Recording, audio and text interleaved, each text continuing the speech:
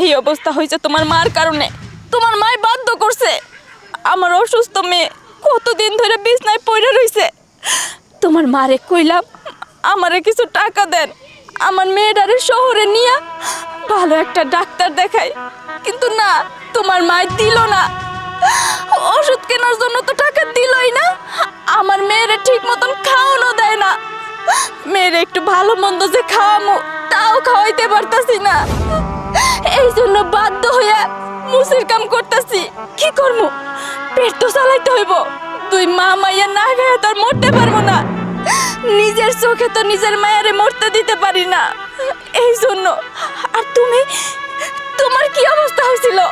তুমি আমারে ফোন দাও নাই, আমাকে লাগে কথা কও নাই কেন? কি হয়েছিল? আমরা কি কোনো অন্যায় করছি? আমরা যদি কোনো অন্যায় করে থাকতাম আমাকে কইতা, কিন্তু এত বড় শাস্তি কেন দিলা? কে কইছে আমি তোমার ফোন দেই নাই? আমি প্রত্যেক দিন ফোন দিছি।